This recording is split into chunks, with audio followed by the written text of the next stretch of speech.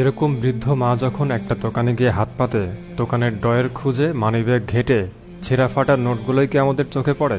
ভালো কোনো নোট কি আমাদের চোখে পড়ে না? এই বৃদ্ধ মায়ের হাতে দেখুন, যে নোটগুলো আছে প্রায় নোটগুলোই ছেঁড়া।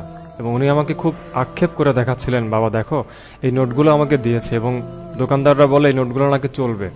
ওনার কাছ থেকে এই নোটগুলো আমি নিলাম এবং বললাম, আপনার কাছ থেকে এগুলো আমি কিনে নিব, আপনি বসেন, আপনার সাথে আমি কথা বলি, তারপরে দেখি কি করা যায়। ওনার সাথে কথা বলে জানতে পারলাম এই নোটগুলো ওনাকে অনেক মানুষ জোর করে দেয় এবং বলে নোটগুলো চলবে। দেখেন, একজন বৃদ্ধ মানুষকে যদি আপনারা এই নোটগুলো দেন, তারা কোথায় নিয়ে চালাবে টাকাগুলো? তারা কি মানুষ না? হয়তো পেটের দায়ে আজকে কষ্টে আছে বিধাই আপনাদের কাছে গিয়ে হাত পাতে। তাই বলে এই ছেঁড়া ফাটা নোটগুলো তাদেরকে ধরিয়ে দেওয়া কতটুকু মানবিকতার পরিচয় বহন করে একটাবার ভেবে দেখবেন। এরকম মানুষদের দেখলে আমাদের উচিত একটু বেশি টাকা দেওয়া, যাতে কিনা ওনারা একটু ভালো থাকতে পারে। আর আমরা দেই কি?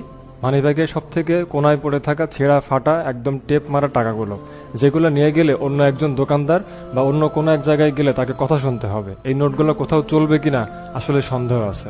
আপনারা দেখতেই পাচ্ছেন নোটগুলোর অবস্থা কতটা খারাপ। আমি সেই সমস্ত মানুষদের ধিক্কার জানাই যারা এরকম বৃদ্ধ মায়েদের ছেঁড়া ফাটা নোটগুলো ধরিয়ে দেন। হয়তো তিনি চোখে দেখতে পান না বিধায় চলে যান। অনেক সময় প্রতিবাদ করতে গেলেও কথা শুনতে হয় এই মানুষগুলোকে। আসলে আমরা এতটাই ছোট মন মানসিকতা বহন করি যে এই জিনিসগুলো দেখলেই তখন ভেতরটা অনেক বেশি খারাপ লাগে যে আমরা এমন একটা দেশে বাস করি